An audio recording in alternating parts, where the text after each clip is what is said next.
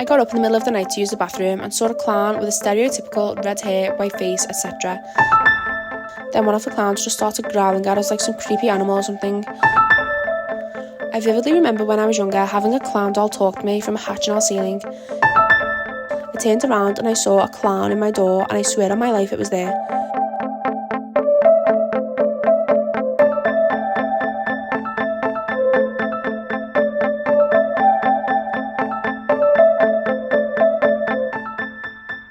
Hello and welcome to a new episode of Real Spooky Stories, the place where I tell your real spooky stories. If you'd like to share your story, give me a little email on realspookyStoriesPodcast@gmail.com. It is linked below, or you can get in touch on any of the social media that is linked below. If you didn't know as well, on TikTok now I do a video every single day, so 3 days a week is a story from this podcast episode, whatever that week's one is, and the other 4 days is movie trivia. So I'm going to do movie trivia, different movie every week, so each week will be a different movie. And so far I have done Hocus Pocus, The Shining, Halloween, Coraline, and this week is going to be it, to keep it with the clown theme of this episode. Yeah, I don't know what else. But if you have any suggestions on what movies you'd like to see trivia on, or if you have any Reddit stories you want me to read, or your own stories, of course, just get in touch as well. Comment on this video, comment on TikTok. TikTok is realspooky.stories, and yeah, just thought I'd mention that again. I have mentioned it a few times, but just good to mention anyway. So, this episode you have joined us for is a clowns episode. I was like, I don't really know what to do sometimes, and I've run out of ideas what to do an episode on. And I saw that Clown in a Cornfield is out now, or like coming out or whatever. And I thought, clowns are just creepy. A lot of people are creeped out by them. I've heard a few things about clowns recently, like people having clown toys and stuff like that. And I just thought, clowns are creepy, so I'll do a clown episode. And I went on the usual subreddit, what I found, which are all linked below, of course, and found quite a lot of clown stories. Like, I feel like clowns are just creepy, aren't they? They've been made into that by, like, it, and just, I don't know, they used to be a fun thing, and then they just turned evil. I feel like when you think of a clown now, you don't think of a fun thing, think of evil, don't you? So I've got some stories of real people's experiences with clowns or things like that, just clown related. If you don't like clowns, then don't know, maybe do listen to this episode, get over your fear. But we will go on to the stories now. This story is from the subreddit Paranormal Encounters. It has since been deleted, so it doesn't show me who the user is. It is titled, Saw a Clown in the Middle of the Night While Sleeping Over My Grandparents' House. When I was about 4, I was sleeping at my grandparents' house. I got up in the middle of the night to use the bathroom and saw a clown with a stereotypical red hair, white face, etc. It was the Boston area. I got so scared and our eyes met, and the clown put his finger up to his lip as if to say shh, and backed out of the doorway. At this point, I ran as fast as I could to my grandparents' room. My grandparents would never let me sleep with them, but this time my grandmother saw how scared I was, and I told her what happened. And like I said, she could see something really had me extremely scared. I never knew if it was a dream or what. For many years, it irked me, and when the internet was widely available, I started looking up clowns in the Boston in the 80s, etc., trying to figure it out. Then I saw this article and almost shit myself. I can't post the link, but here it goes.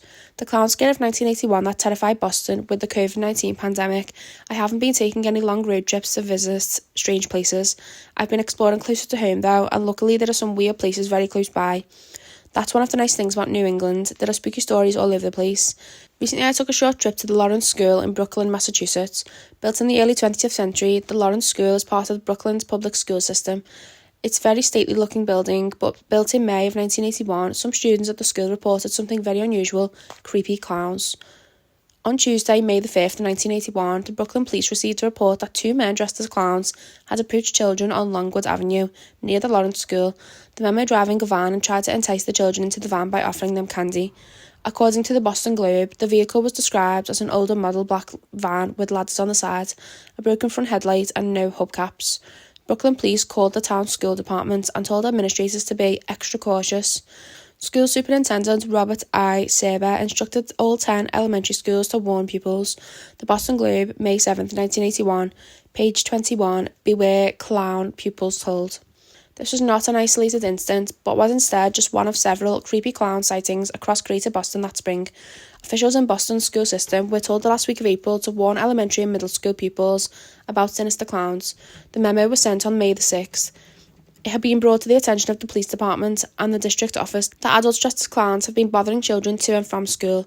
The memo said, "Please advise all students," it continued, "that they must stay away from strangers, especially ones dressed as clowns."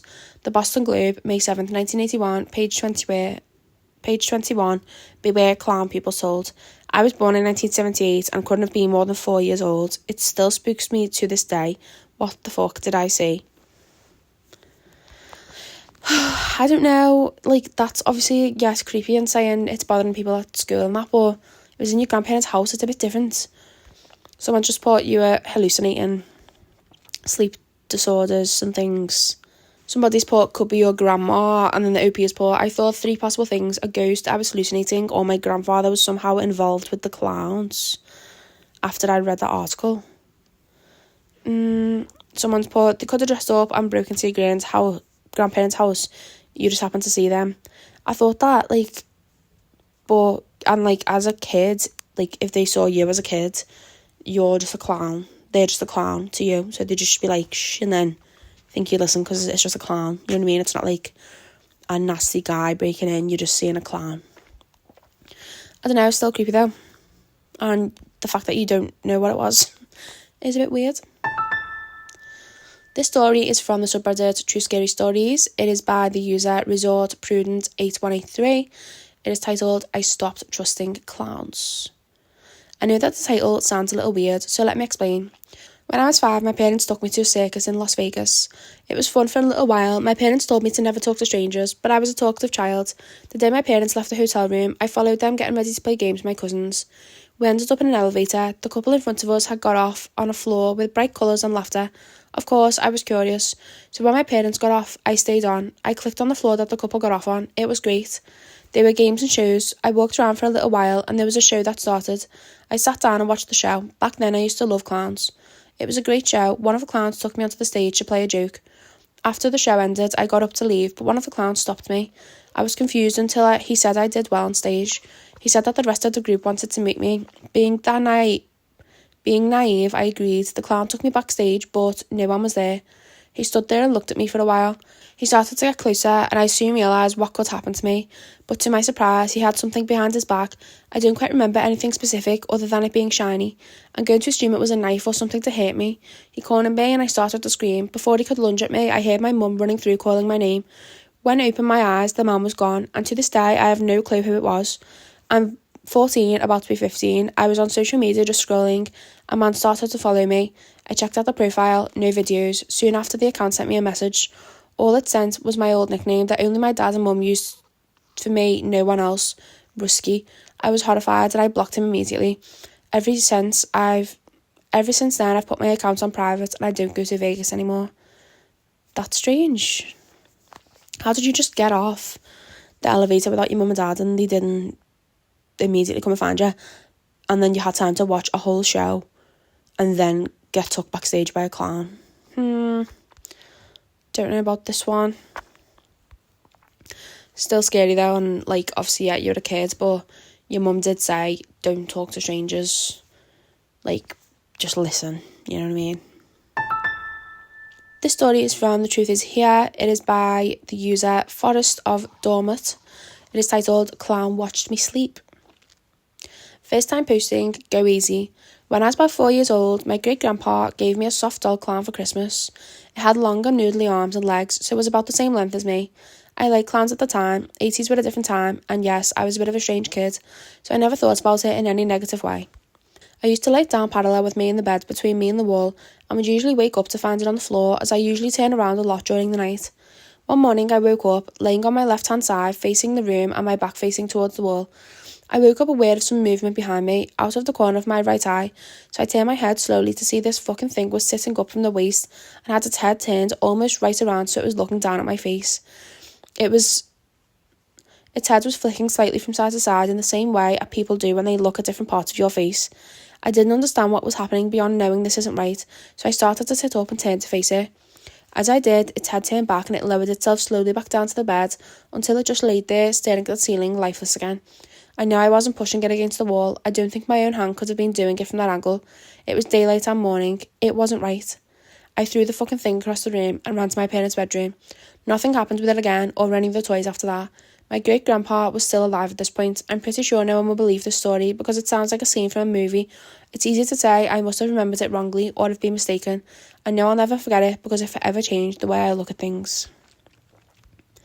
That is really strange. And like the way you were saying it moved and like moved to look at you and then just lie back down. It's a bit spooky. Somebody has commented, well, when I was young, I had a huge blue teddy bear. I called him Gypsy. He lived on my bed. One night I walked in my room and found Gypsy walking towards the door as I was coming in. I yelled and ran. Gypsy was found on the floor not too far from the bed. I got rid of him. However, I was young. I had just woken up from sleep and was drowsy and only half alert and had been watching C-Files that night. And I didn't turn on any lights as I walked into the room because I generally like my bedroom dark so I can see the night sky. I'm obsessed with the stars, planets, etc. Right. Yeah, you were half asleep. I don't know if it's like scared you that much though. Also, why didn't you not throw it out? You've said like nothing happened with it since then. Yeah, you should have been in the bin. It should have been in the bin. That's why. Somebody's put, you were 4. I'm sorry, but I don't believe you. Blah blah. And then they've put, the OP has put, I understand. I really don't mind if you don't believe me. I can't change what happened. Believe what you like, obviously. Whatever. I don't know. Like, it is spooky and like I would immediately throw in the bin, probably move house, probably never sleep in that room again at least, you know what I mean? It's not just like nothing happened with it since then kind of thing, but it's fine. This story is from the subreddit True Scary Stories. It is by the user Christopher. It's titled Clowns. Last year, a few days away from Halloween, me and some friends were hanging out. After a while of us playing our geeky little tabletop and video games, we wanted to go outside and play some night games. My friend's little brother asked us to play. I'm so glad that we said no. After about an hour of us playing some generic games, we decided to play Fugitive. For those of you who don't know what Fugitive is, there are 2 teams. One team goes and hides, and after a while, they have to make it back to a designated safe zone undetected, while the other team tries to tag them while they head to the safe zone. So the 6 of us split into 2 teams, and we go our separate ways. Me and 2 others of my friends are the ones who are supposed to hide. One of us hides in the casket. It was a Halloween decoration, near the safe zone. While me and my friend went off to hide, we hid on the porch under a bench, one of the seekers. We waited for about 10 minutes, then we decided to head to the safe zone that was just down the street. As we snuck down, we saw our friend sitting at the safe zone, which was in front of his house, so we went over and started talking while waiting for the seekers. Then, out of nowhere, this old car with chipped white paint pulled up to the house. My friend just thought it was his sister's friend dropping his sister off, but no one got out the car. After 5 minutes, still no one got out the car. Man, we should have ran, but we just kept talking. After 5 minutes, we heard the car doors open, and then 2 guys about 6 foot tall come out the car dressed in all black, except for a white clown mask. As they were walking towards us, we tried to play it cool. We kept saying stuff like, hey, what's up? Or what's going on? As they were coming up to us. Once they came up to us, they just kept fucking staring at us. Me and my friends kept trying to play it cool, but I could see it in my friends' faces. We were scared shitless. Then one of the clowns just started growling at us like some creepy animal or something, while the other one started talking to us saying creepy shit like, you teens shouldn't be out this late, or you really should be more careful, in the creepiest monotone voice. We were still trying to play cool. My friend said, let me get a pic of you. As he was about to take the pic, the clown quickly jigged his head forward as soon as the flash began. He got a picture of his left eye and forehead. And me, I did the stupidest fucking thing. The clown that was growling, I offered him a fucking cough drop, because he must have a raspy throat, I said. Man, I was so stupid. As I was handing it to him, he grabbed my hand, but I was able to wriggle it free as soon as I could. Then he threw up the cough drop on the ground. Now that we knew these guys aren't afraid to grab us, we got even more terrified. I tried to look behind us for a route to run. After I saw a place to go, I quickly turned around so I wouldn't be suspicious. I was going to kick one in the dick and book it as fast as I could. But as I started to raise my foot to kick him, I just couldn't. I was petrified and I said, you guys should just go, please. So they started walking backwards and steering us the whole entire way to the car. They got in, sped off. I just looked at my friends and we couldn't say anything. We were all just terrified. After a minute, we see the seekers coming around the corner. We ran to them. We told them what happened and they didn't believe us, but they just looked in our eyes and they knew we weren't lying. We went to our friend's house and told his dad, but he just laughed and said it was nothing. So we went to our friend's house and we told him what happened, and he said he would drive us all home, even though my friends live fairly close to each other. But I lived east side and they lived west side. As we went over the overpass, we saw the car driving on the other side of the road. I was petrified. I lowered my head and hid so they wouldn't recognise me and my friend. When I got home, my friend called me and told me and said that his mum called the cops, that they talked to him and gave him my number if they wanted to talk to me. Then late that night, I heard a car pull up in front of my house. I looked out. It was the same fucking car. I couldn't move. I was so scared. Then the passenger side window opened and the same fucking clown looked at me dead in the eye, waved, and the car sped off. I've never told anyone about the car driving up to my house. I just kept thinking, what if I didn't get my hand free? Would I still be here? Or what if we let his little brother play? I don't know. Even if they were just pranksters, it still scared the shit out of me. Yeah, that is very scary. I just feel like it's like teenagers or like kids in the early 20s that are like trying to scare you. Like if they wanted to do something, they could have. You were standing there for ages and you offered them a cough drop. Like if that was really someone that was going to do something, they would literally just grab you. Like there's no issue. Like they wouldn't have just let you go and then walk backwards. And also, I don't know how they knew where you lived. They obviously must have just followed you or something. I knew that they'd scared you and they just must have got like a kick out of it or something. But yeah, I feel like him waving at you from the window was just Halloween. It was Halloween, you know what I mean? Like, I think it was just people being like pranking you. I do. And I'm sorry that it scared you. And it's probably going to stay with you the rest of their life. But they don't see it like that. They probably forgot about it the next day. Still scary though. This story is from the subreddit Paranormal Encounters. It is by the user SpecialOld9334. It is titled Clown Doll in My Ceiling. I vividly remember when I was younger having a clown doll talk to me from a hatch in our ceiling. It would speak to me every single night and it was very nice. We often had conversations about my day and he would listen to me vent about my frustrations. However, the rule was always the same. If I slept with my hands or feet outside the blanket, it would come down and take them from me. This terrified me, and to this day, I have trouble sleeping with my limbs out from the blanket. Has anyone else had anything similar happen to them? Why was this so specific? I should also mention that I moved around a lot that age, and it only ever happened in one house that I lived in, so I don't believe that it was a hallucination. Oh my god. Someone's put, let's pray that you hallucinated because that's terrifying. Like, literally, what? Someone's put, there was a print of Jesus on my wall as a little kid, which is odd because my mum isn't very religious. When I looked at it, it would start talking, not moving, but a soft man's voice would speak from it, too soft to make out words. Only when I looked at it. Now I think maybe it was the neighbours since we were in the apartment, but I can't explain why it was only when I looked at it, or sometimes I wondered if I imagined the entire painting. My mum has childhood trauma and PTSD, so her memory of the past is blurred. She can't remember if we had a print like that or not. Childhood memories are weird. Hopefully yours was just some kind of night terrors and not an actual visitor. Oh my god. It could have been, it could have been like a hallucination or whatever, or a dream only in the house. And just because like you had a hatch in your ceiling, you just like dreamt that it was there or whatever. But also, what if it was like an actual person and it was that like frogging where they stay in your ceiling? And he said like, he just said it. I don't know why he said if you sleep with your arms or legs out the bed, it will come and get you though. That's a bit far, isn't it? And he's just talking to you. Don't know, like, I want to know more, like, did your mum and that never hear you talking to her and telling her about your day, and did they ever go in the hatch in your ceiling and everything? That is a creepy one, and I really would like more information. Special old 9334. This story is from the subreddit Paranormal Encounters. It is by the user HappyRed878. It is titled, I swear to God I'm not crazy, I know what I saw, right? This story happened to me yesterday night, and it's the only thing I can think about. I live in an apartment with 2 roommates. Yesterday at around 8:30, I was getting out the shower and walking back into my room. Just for some context, one of my roommates goes to night school, so she wasn't home, and my other roommate was over at her boyfriend's for the weekend, so they were both not home at this time. Anyway, I was in my room getting changed when all of a sudden I heard my door creak open. I turned around and I saw a clown in my door, and I swear on my life it was there. I was screaming bloody murder and for some reason closed my eyes as if that's going to do fucking anything and ran to grab my phone. I was quite literally dialing 911 when all of a sudden I looked back to my door and it was gone. It didn't say anything to me, just stood there and kind of smiled for a second. It wasn't an it clown or anything. It kind of looks like a children's birthday party clown. I immediately freaked out and searched my whole house.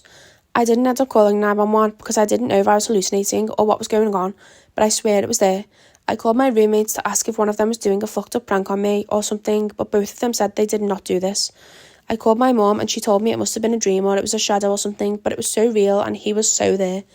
Both of my roommates also said I was hallucinating or something, but I wasn't drunk, I wasn't on anything, I just don't have another explanation. If someone could please tell me or some other explanation of what this could have been, it would really help. I would really appreciate it. Update next day. I just want to start out by thanking everyone who commented with helpful suggestions. I really appreciate it. I saw a lot of people looking for an update, so here it is. I tried using carbon monoxide tester, but everything came back fine. I then went to talk to my dad. As some of you know, my dad has a debilitating fear of clowns. As a kid, I was never allowed to go anywhere where clowns were involved or watch any movies with clowns. They were truly his worst nightmare. I've asked him about why he's so scared of clowns before, but he always changed the subject or told me to stop asking. So I did, until today. I saw that one commenter pointed out that he could have been haunted by a clown/clowns himself. He doesn't live far, so I asked him if we could talk in person and he said sure. I was honestly nervous to even bring up the word clown to him because I hadn't dared to in over 12 years. I then told him about my encounter, how the clown was in my room and then gone in a flash. His reaction is something I will never forget. He started anxiously looking around the room and acting super weird. I told him that I know this is really hard considering his fear, but I need him to talk to me because I'm too scared. Because I'm scared too. He took a few seconds and then said this. When he was in his late 20s, he had a similar thing happen to him. He was driving at night when he saw the same clown I described on the side of the road. He was obviously scared and drove away. He said that he saw the clown 3 more times, but that was all. He said he was always terrified that it would come back, and well, it looks like it has. Just not to him. It's coming for me next. I'll try to update you all, but I think I'm going to get a medium or something like that because I am not going through that again. Thanks for the kind words. Oh my god, by the way, this was only like a month ago. Not even a lot, less than a month ago. Like, so there's a clown knocking about now. Like, what the actual hell? And like, your dad saying he saw the clown at the side of the road. Yeah, I get that that's scary, but like, I don't know why he would have a fear of clowns for the rest of his life. And then he said he saw it 3 more times. Where did he see the clown 3 more times? Did he see it outside the road again on that night? Did he see it a year later in his bedroom? Like, this is different vibes, you know what I mean? But the fact that your dad's scared of clowns and then you saw a clown is scary. And it's not like you just woke up, like, I think you got out the shower, you said, didn't you? That is a spooky one.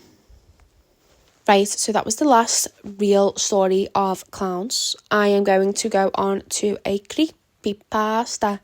Creepypasta. This story is taken from the subreddit Creepypasta. It is titled It is by the user PopulaRask682. It is titled The Clown. The following posts were originally found on a popular website forum and have since been removed. OP, the 6/17/21. Several months ago, I lost my husband after he apparently died in his sleep. I wish I could say he looked to be at peace when he died, but the look of terror on his face when I found his body would suggest otherwise. Now, I'm no doctor and I haven't seen many dead bodies, so I assumed his ghastly expression was a normal occurrence, something related to the muscle fibres expanding their last ATP stores to cause one last final muscle contraction, his final abnormal neurological firing, resulting in an odd last facial expression. But now I'm starting to think there might have been another, more ominous reason. Sorry, you can't be like, I'm no doctor, and then reel off all these absolutely weird words that I've never heard before. And it sounds like you are a doctor, to be honest. Or you've got some doctor in you. You know what I mean? After months of mourning his loss, I decided it was finally time to start going through my husband's things. Time to get a sense of closure. To move on with my life. Maybe even try and meet someone new. While going through his bedside dresser, I found a diary. He was a writer, albeit not a very good one. And I'm told this is a normal thing that writers do. Sometimes he would have vivid dreams and would have to jot them down before they slipped his mind. I relay his entries here, as they're written in his diary. Knowing who he was and what he believed, I know that this is what he would have wanted.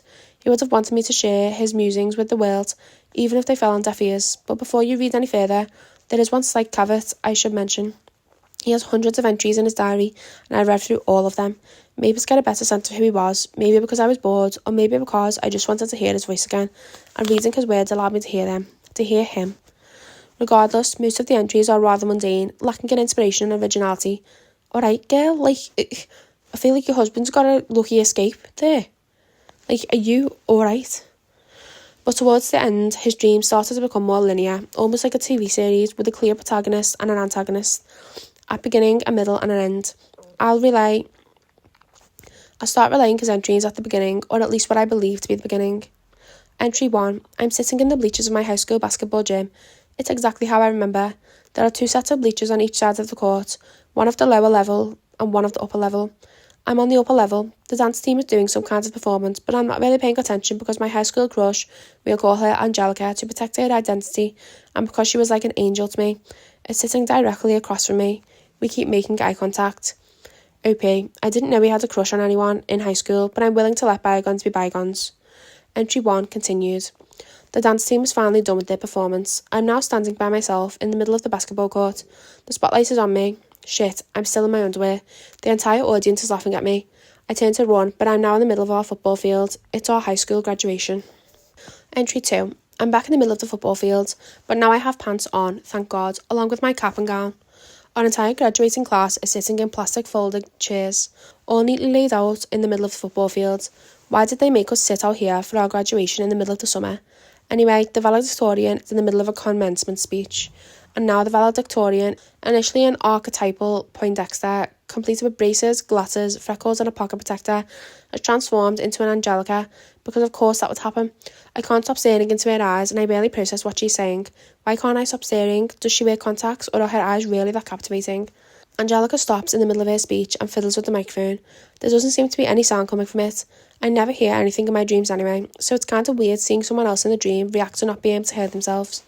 Suddenly, someone appears next to the podium where she's standing. I recognise everyone else in my dream except for this strange interloper. He leans over and whispers something to her.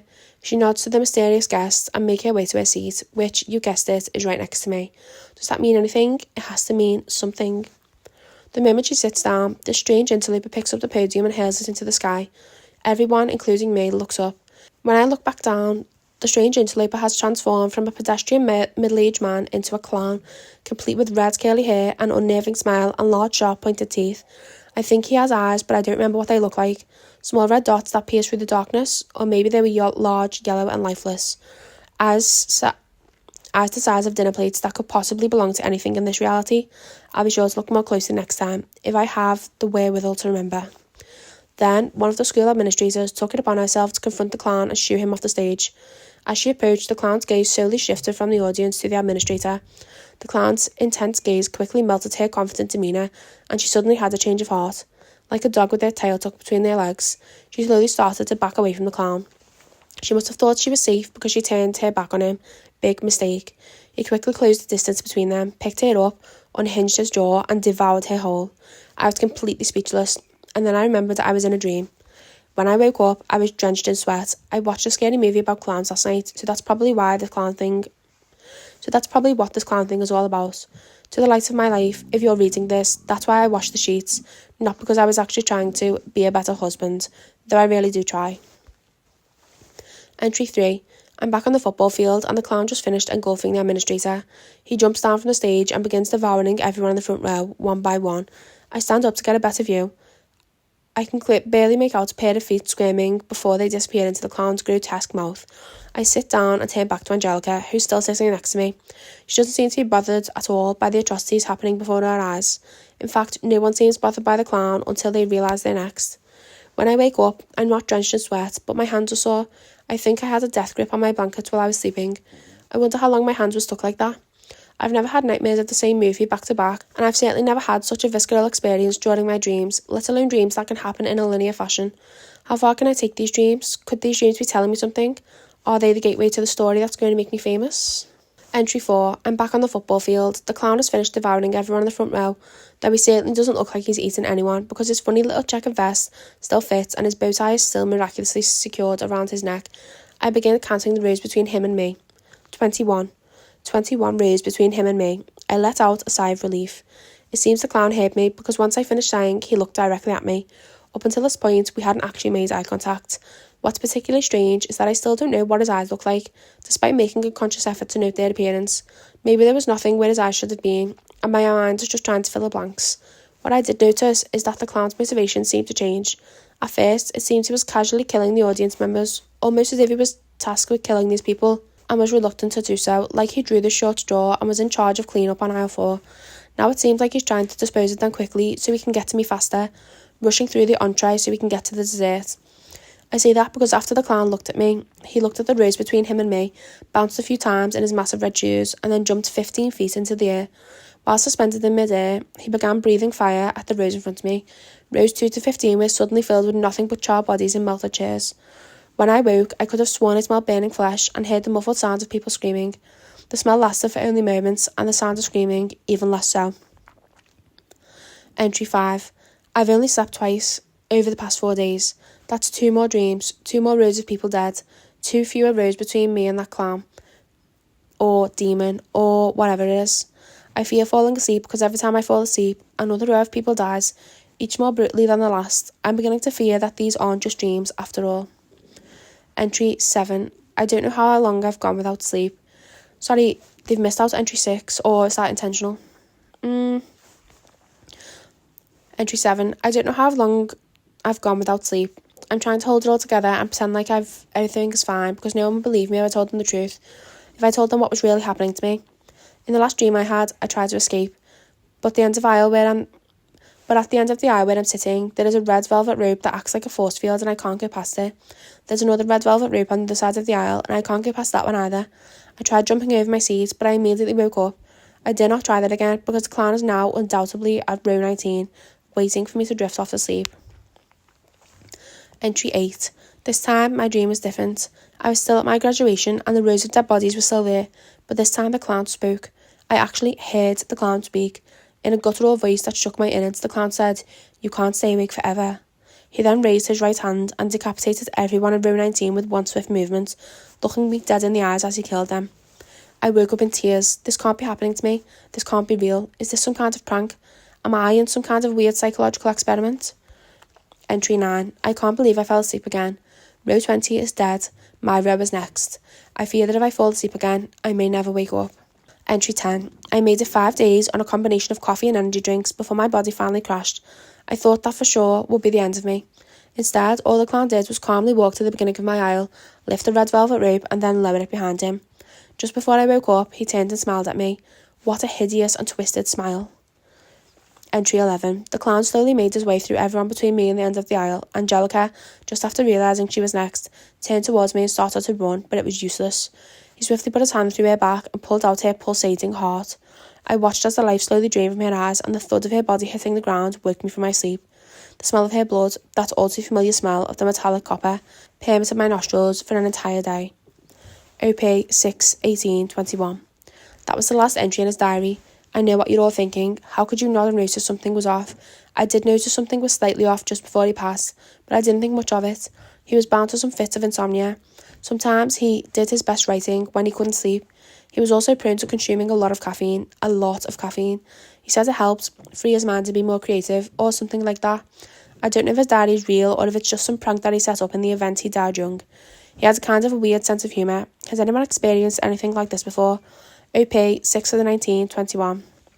I just had a dream that I was at my high school graduation. We were in the middle of a football field and the valedictorian was giving a speech. If anyone has experienced anything like this, please share. OP 6/20/21. Someone please help me. I'm begging you.